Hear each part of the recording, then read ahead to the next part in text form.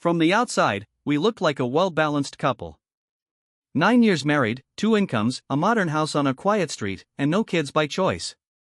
People assumed we were just one of those strong, no-drama pairs who had everything figured out. I let them believe that. I even believed it myself until everything unraveled. Camilla, my wife, was the type who always knew how to command attention. Smart, sharp-tongued, glamorous without trying too hard. She had an aura. And with her came Eleanor, her mother. I met Eleanor at a dinner party Camilla hosted just 6 months after we started dating. She was all pearls, red wine, and passive-aggressive charm. She leaned in when she spoke, smiled too tightly, and held her wine glass like it was a prop in a movie. I thought she was just being protective of her daughter at first. I told myself it was natural. But something always felt off. Eleanor never outright insulted me. No, she was far more elegant than that. She preferred suggestions. Implications. Compliments with knives sewn into the seams. You're very grounded, aren't you? Camilla always did like fixing things. It's in her nature. I hope you're not intimidated by women with ambition.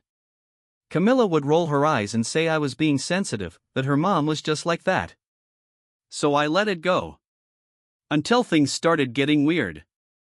Small things, at first. My car brakes went out one morning, nearly sending me into an intersection. The mechanic said the fluid line had been tampered with, but I figured maybe it was just wear and tear. A few weeks later, my work laptop was mysteriously wiped while I was out of town for a client meeting, and I got reprimanded for it. Then there were the calls. Anonymous numbers. Hang-ups in the middle of the night. Silence when I picked up. Camilla blamed it on spam. Everyone's getting those now, she said, never looking up from her phone. But the unease was building. I couldn't put my finger on it, but there was a pattern forming. Like someone was nudging things just slightly off track. And every time something happened, Eleanor would appear with her quiet voice and concerned eyes. Poor thing. You've been looking so tired lately. You really should double-check your brakes more often, dear. Have you considered getting checked? Stress does strange things to a man. It wasn't what she said. It was how she said it. Like she knew more than she was letting on. Like she was watching a game she wasn't supposed to be part of. I started to pay closer attention. To both of them. What I didn't know then was that I'd already slipped into something much darker than just family tension. I thought I was dealing with a meddling mother-in-law. I didn't realize she was laying traps. And worse. I didn't know how involved Camilla really was. After the brake incident and the wiped laptop, I told myself I was being paranoid. Accidents happen. Tech fails. But then it stopped being accidents. Camilla's behavior started changing in subtle but distinct ways. She became colder. Her tone sharper. I'd come home from work and find her already 3 glasses in, staring at her phone like it had something better to say than I ever could. If I asked what was wrong, she'd snap. Or cry. Or both. It wasn't just mood swings. It was like she was becoming someone else. Meanwhile, Eleanor's presence in our lives grew stronger. She started dropping by unannounced. I thought I'd bring you both dinner, she'd say, flashing that polished smile that never quite touched her eyes. Or I just wanted to check in on my Camilla, she's been looking so pale lately. Always said with a glance in my direction, as if daring me to object. And Camilla welcomed it. Welcomed her. They had secretive conversations in the kitchen. Whispering. Quick glances in my direction followed by sudden silence. I caught Eleanor going through my desk once when she thought I wasn't home early. She said she was looking for a pen. Things began to fall apart fast after that. I got a warning at work for a missed report I know I submitted. Then a message from HR about inappropriate emails that had allegedly come from my account. Emails I never sent. I had to fight to keep my job. My supervisor believed me barely, but I was told one more red flag and I'd be suspended. That same week, I got a call from a debt collector about a $3,000 luxury purchase on a card I hadn't used in months. A card that Camilla helped me manage. She swore it was a mistake. Blamed the bank. Then blamed me for not checking statements more often. I started sleeping in the guest room. Not because we fought, but because I couldn't breathe around her anymore. One night, I woke up at 2:47 a.m. to find Eleanor standing in our hallway. No coat. No shoes. Just standing there, perfectly still, like a statue. I asked what she was doing in our house at that hour. She said she had a feeling something was wrong with Camilla. When I told Camilla the next morning, she acted like it was normal. I began to wonder if I was losing it. But deep down, I knew I wasn't. I was being set up. Slowly. Carefully. Like I was being erased from my own life. And someone, or maybe two someones, were orchestrating the whole thing. At this point, I'd stopped trying to convince myself I was imagining things. Something was wrong. Deeply wrong. And it was getting harder to pretend that my life was still my own. It was like walking through a minefield blindfolded. I never knew where the next hit would come from, only that it would. Camilla became a stranger in the house. She'd drift from room to room like a ghost with mood swings. One moment cheerful, the next accusatory.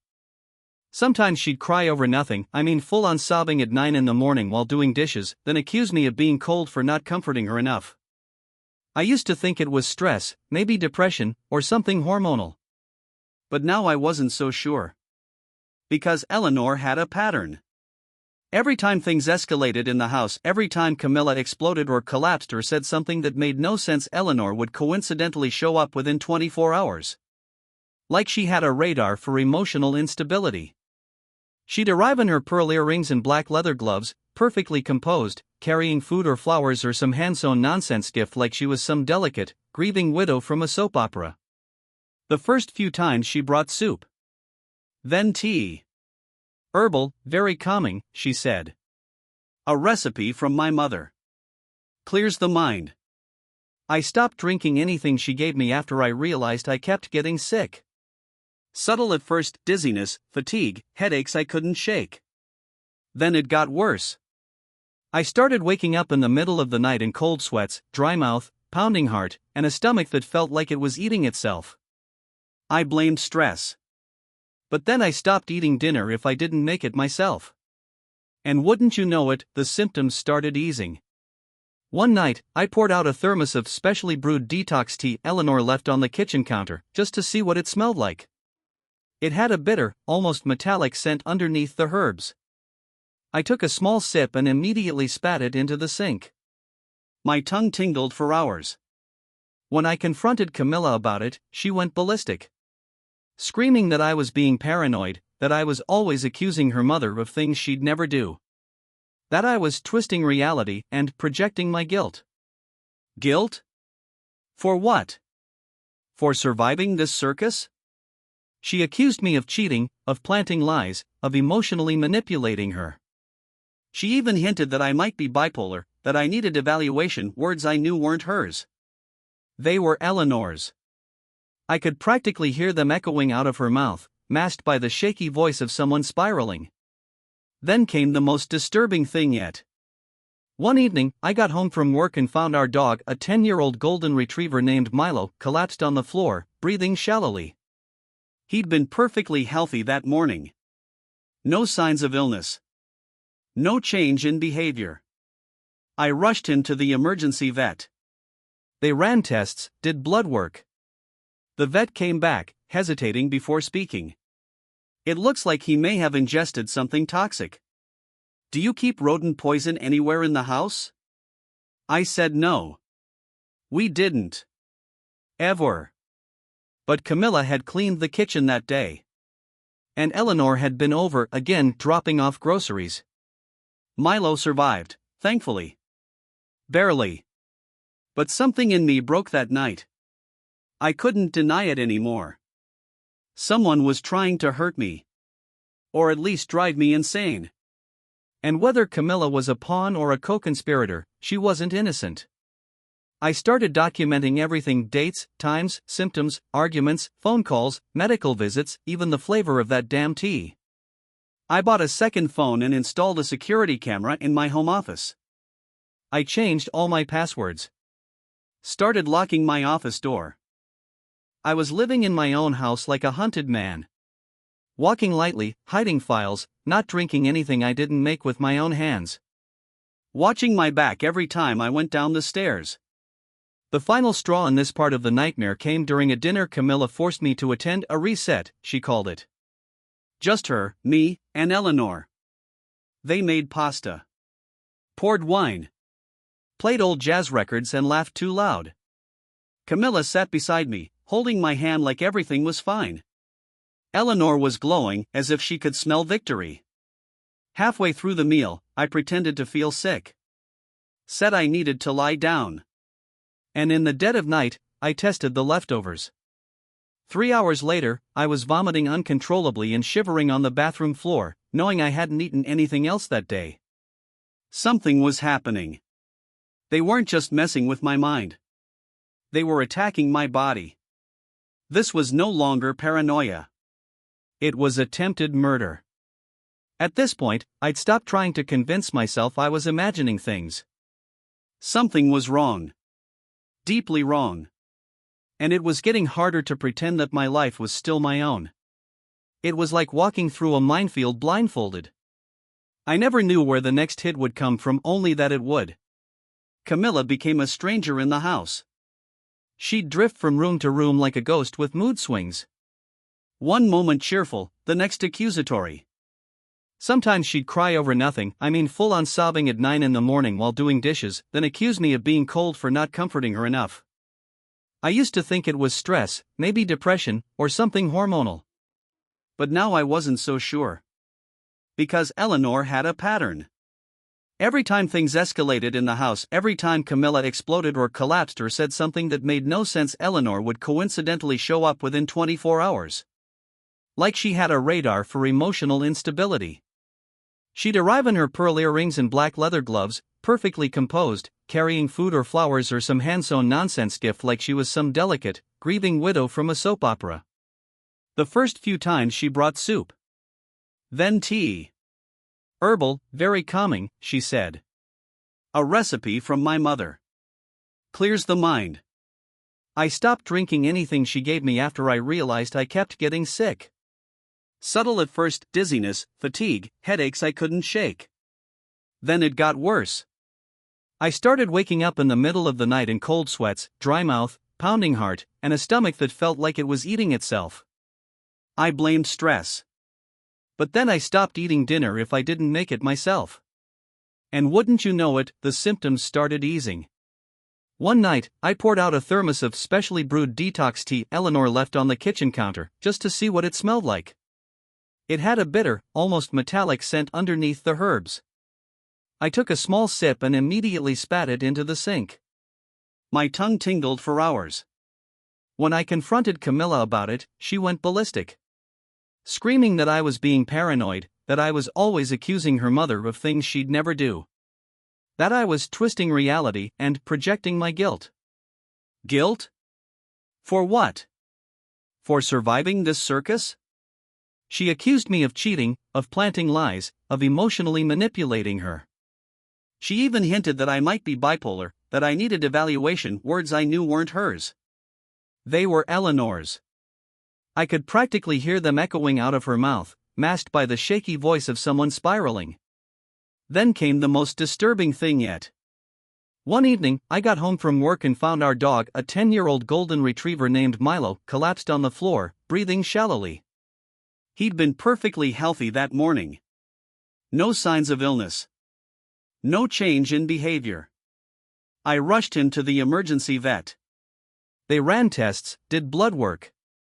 The vet came back, hesitating before speaking. It looks like he may have ingested something toxic. Do you keep rodent poison anywhere in the house? I said no. We didn't. Ever. But Camilla had cleaned the kitchen that day.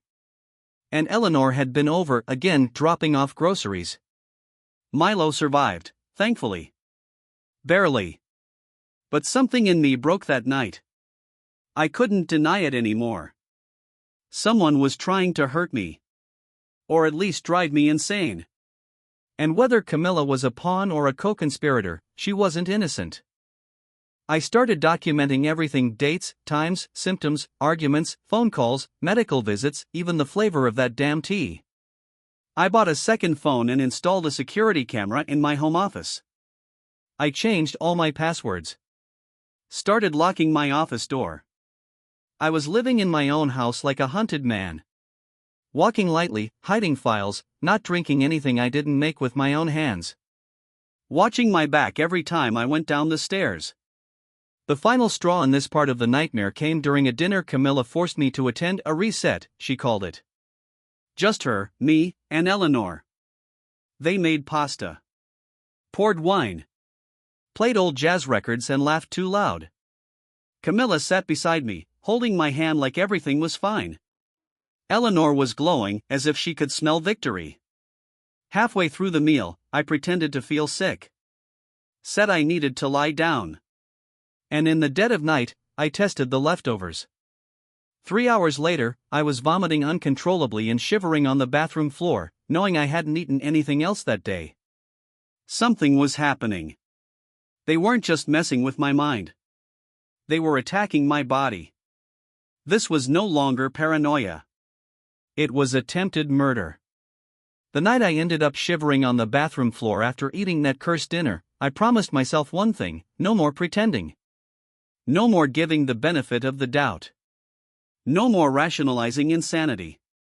No more convincing myself that the women in my life weren't slowly, deliberately destroying me. I took the pasta from the trash, what little was left, sealed it in a Ziploc, and drove it to a private lab 2 towns over.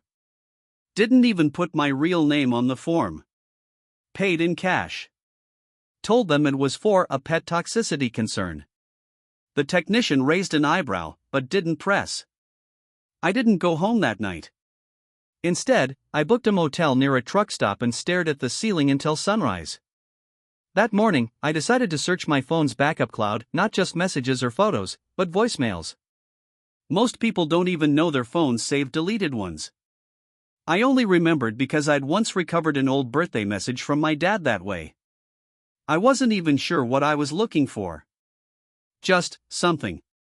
Then I found it. A voicemail I don't remember receiving. No number. Just marked unknown. It was short. A few seconds.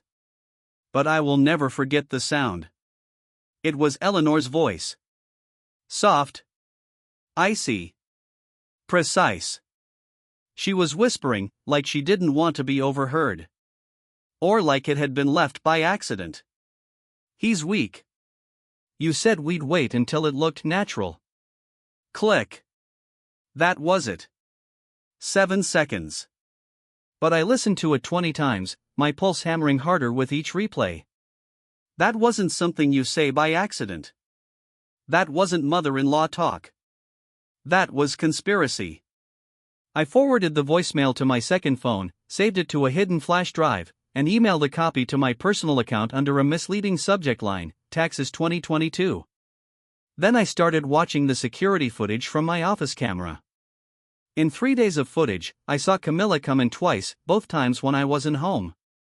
First, she opened drawers, rifled through my papers, then placed them back perfectly. The second time, she took something. My passport. I had kept it there for a reason. I travel for work sometimes. I'm organized. She knew that. Why would my wife, who hadn't so much as planned a vacation with me in over a year, need my passport? Unless I wasn't supposed to have it anymore. Unless they were preparing for something that would require documentation disappearing. A disappearance that looked legitimate. I confronted Camilla that night. Not directly. Just hinted.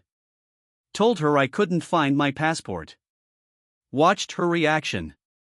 She froze for a split second. Then smiled too quickly. Said maybe I misplaced it. That she could help me look tomorrow. The way she said it made my skin crawl. It was too controlled. Too smooth.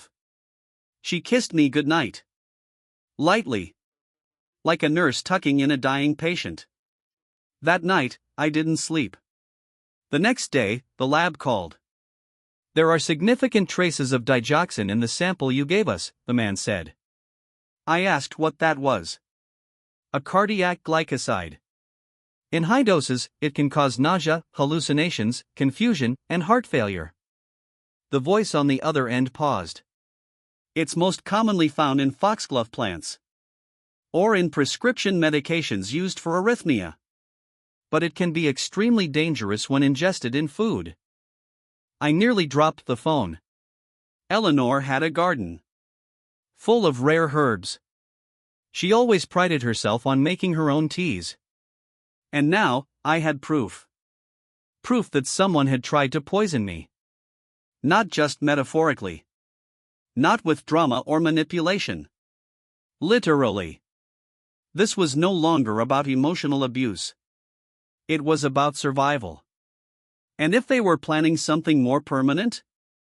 I was running out of time. After the call from the lab confirmed what I already feared, that someone was poisoning me, my entire worldview snapped into focus. I wasn't imagining it. I wasn't being dramatic. And this wasn't about a toxic family dynamic. Someone was actively trying to end me. And that someone had manicured nails, a curated herb garden, and a silk scarf for every occasion. I didn't go home that night. I sent Camilla a message saying I was visiting my brother, who lived 2 states away, a brother she'd never met and never asked about. It was just vague enough to buy me time. And time was exactly what I needed. I started digging. I didn't know where to begin, so I started with what I knew. Eleanor ran a little antique shop downtown, the kind of place that always smelled faintly of lavender and old varnish. I'd been there maybe 3 times in almost a decade. She claimed it was just a hobby. But it turned out it was registered in her maiden name, and the lease wasn't even under her real address. That struck me as odd. I started searching her name online, her maiden name. And that's when the trail started to unfold. An old newspaper article from 1991 popped up in a local archive from a small town in Oregon. The headline read, "Local pharmacist's wife dies in apparent fall from staircase." I nearly stopped breathing. The article was vague back then, they were. But the name? The photo? It was her. Younger, thinner, brunette, but definitely Eleanor. Married to a pharmacist named Harold Keene. According to the article, she had found him at the bottom of their basement stairs late one night. Slipped. Broken neck. No foul play suspected. No charges filed. But here's where it gets weirder. A second article. Same year. Different town. She'd moved, sold the house within 2 months, and disappeared. No forwarding address. No record of Harold's funeral. No obituary. Nothing. Then a blog post buried deep from a now-defunct message board.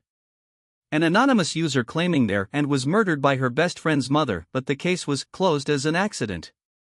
They mentioned foxglove tea. She always brought her little teacups. Was it coincidence? Or was I finally seeing the real Eleanor? I went to her antique shop the next day while Camilla thought I was out of town. I wore a cap, sunglasses. Tried to act casual. But inside, I was sweating bullets. The place was empty. No Eleanor. No lights. Just that overwhelming scent of dried flowers and dust. I peeked into the back room. I knew I shouldn't, but I couldn't help it, and what I found still haunts me. Dozens of labeled glass jars. Tinctures. Dried leaves. Some marked digestive, sleep, and clarity. But one stood out, a small amber bottle marked D. purpurea, home use only. Digitalis purpurea. Foxglove. She wasn't hiding it. She was preserving it. There was also a ledger, a big, leather-bound one on the back counter. I opened it, expecting customer transactions, maybe appraisals. But what I found was a list. Not names. Just initials. Dates. Tiny notes beside each. RFH, persistent, aggressive. CET, convinced, subtle doses. DA, complete, wine. There was no context. But one entry chilled me to my core. MP, uncooperative, increasing paranoia. Camilla, unaware. That's me. My initials. Uncooperative. Camilla, unaware. So she was keeping track. Of me. Of my reactions. Of her own daughter's involvement or lack thereof. I snapped photos of the pages and got the hell out. That night, I didn't sleep. I just stared at the ceiling of another motel room, gripping my phone with the photos, the voicemail, the lab report, the headline from 1991, and that ledger. I had all the pieces. I just didn't know where it would lead next. And I still didn't know the worst part. Was Camilla in on it? Or was she being used too? Because the more I thought about it, the more I remembered all the times she defended Eleanor. How she snapped when I questioned her. How quickly she turned on me, even when I was the one getting sick. Her refusal to believe anything I said. Her obsession with control. What if she wasn't being manipulated? What if she was learning from her? I knew I couldn't keep playing the role of the clueless husband. The time for watching was over. If I didn't act soon, I'd either end up in a psychiatric hospital or a casket. The photos from Eleanor's ledger were burned into my brain.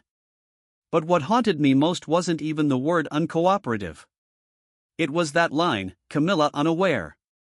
It suggested something I hadn't allowed myself to believe, that maybe, just maybe, Camilla hadn't known what her mother was doing. And yet, her behavior didn't match that theory anymore. She wasn't just distant or stressed. She was controlled. Manipulative. Too in sync with Eleanor. Every time I tried to make her laugh, she looked at me like I was a stranger. Every apology I offered was turned against me. Every attempt to fix things ended with her gaslighting me into believing I was the one unraveling. And then came the breaking point. I walked into our bedroom one afternoon and caught her going through my locked drawer. The one I kept my flash drive in and the one with copies of the voicemail, the lab results, and the ledger photos. She didn't even flinch.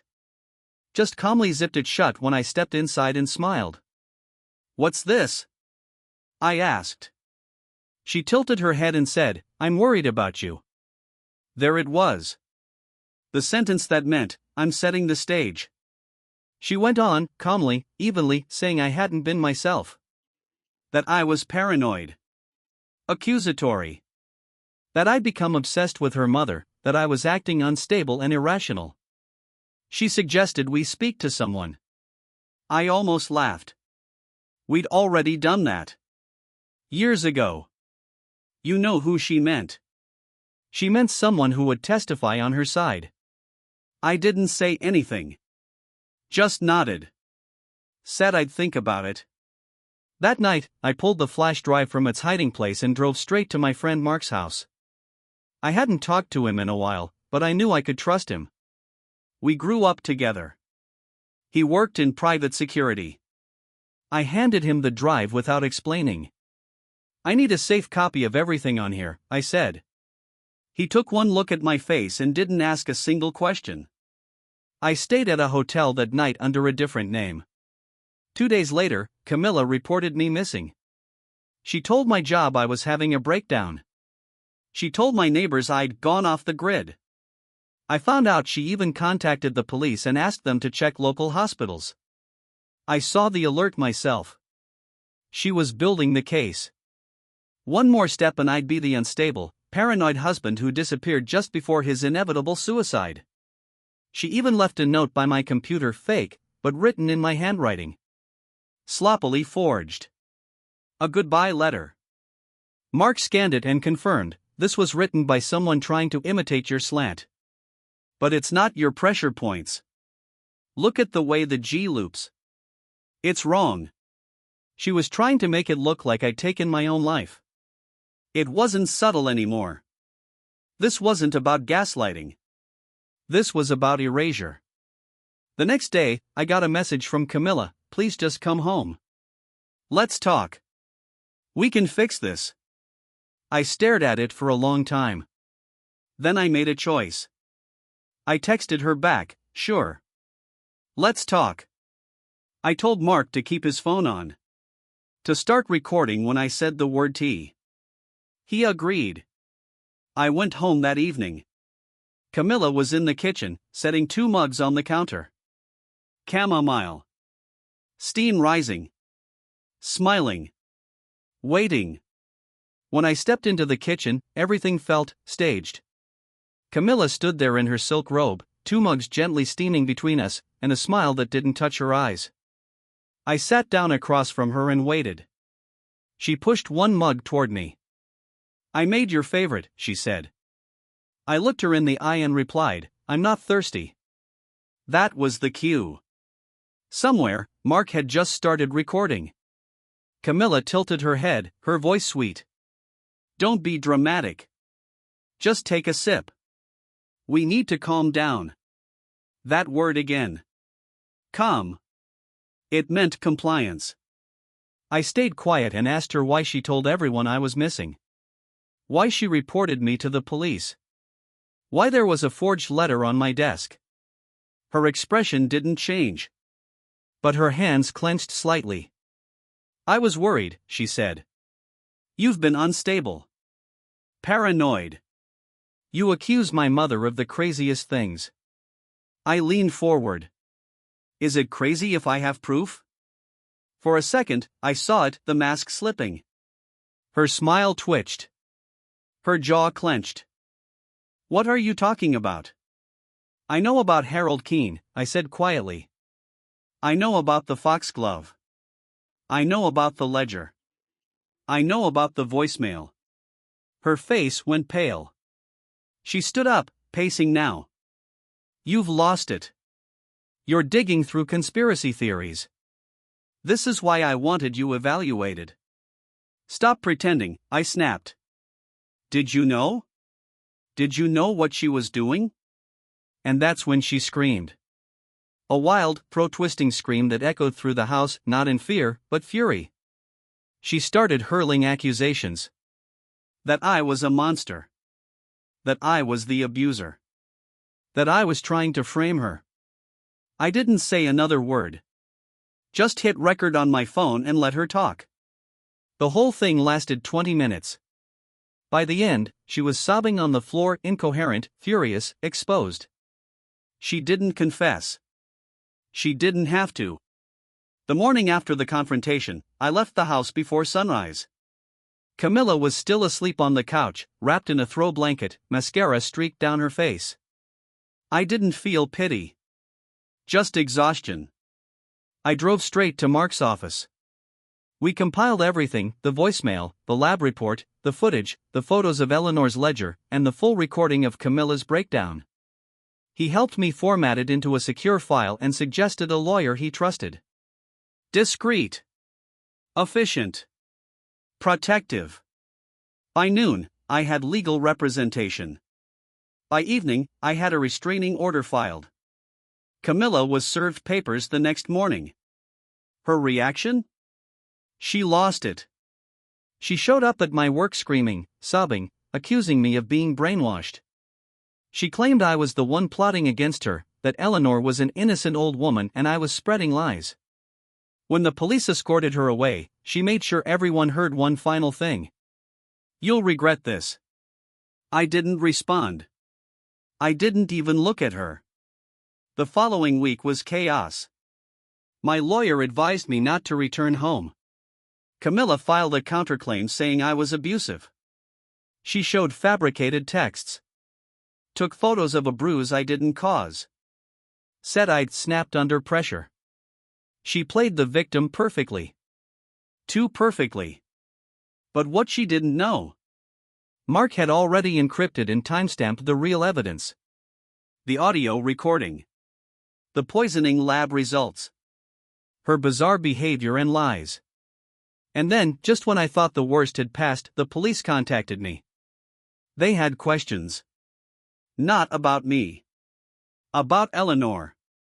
It turns out Eleanor had been arrested once before, decades ago, under her maiden name, for possession of restricted substances. Charges dropped. No conviction. But the records existed. She had a history. One she buried. It was all starting to unravel. And I wasn't going down with them. The moment the police opened the old file on Eleanor, things began to move quickly. She had changed her last name 3 times. She'd moved across 5 states over the last 30 years, always after something suspicious: a sudden death, a business failure, a quiet scandal that never quite made the news. Nothing that stuck. Nothing that could be proven. But now, with a pattern and new evidence in hand, they had a reason to dig deeper. Eleanor was brought in for questioning. She smiled the whole time. Camilla, on the other hand, was unraveling fast. Her carefully controlled lies had collapsed. My lawyer confronted her team with the recorded audio, the forged letter, and the toxicology report. When faced with proof, she went silent, then tried to claim she had no idea what her mother had been doing. But I remembered something from the ledger. Camilla unaware. That entry was from weeks ago.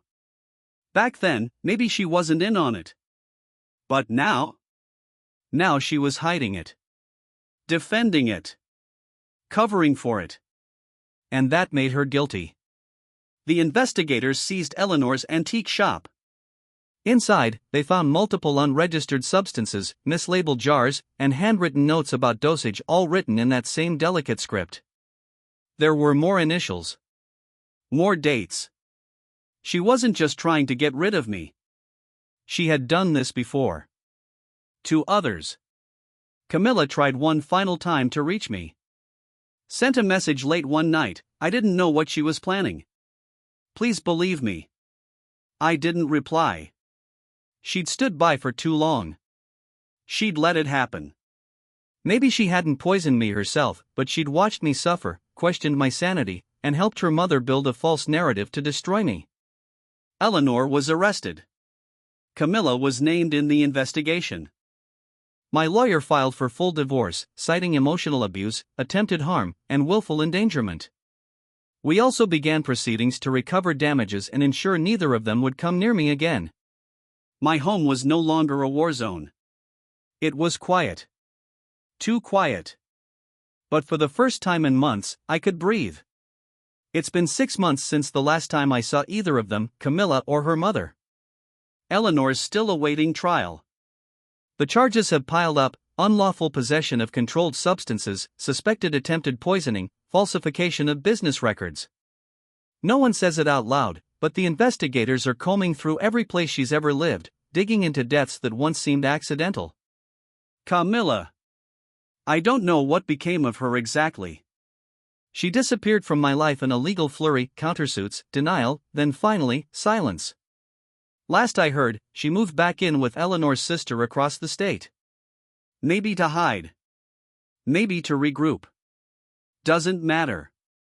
The divorce went through. I kept the house. More importantly, I kept myself. I'd like to say I'm fine. That I've healed. But the truth is, I'm still learning how to sleep soundly. How to drink tea without wondering what's in it. How to accept that love can be twisted into something weaponized when you're not paying attention. I've started therapy with someone licensed, professional, and completely unrelated to my former life. I journal every day. I've started jogging again. I talk to people more. Real conversations. Not just nodding through dinners with someone who secretly wanted me gone. And here's what I've learned. Sometimes evil doesn't wear a mask. Sometimes it smiles, offers you soup, and calls you dear. Sometimes it raises its daughter to believe that control equals love. Camilla wasn't a victim. She was a student. Maybe she didn't wield the knife, but she handed it to the one who did. And when I was bleeding, she asked why I was overreacting. If you're reading this and your instincts are screaming, something isn't right, listen. Document. Record. Protect yourself. You are not crazy. You are not paranoid. And no amount of pretending will save you from a truth that's trying to claw its way out. I didn't escape a bad marriage. I escaped a slow death orchestrated by the two people I was supposed to trust the most. But I'm still here. Still breathing. And I'll never, ever be that blind again.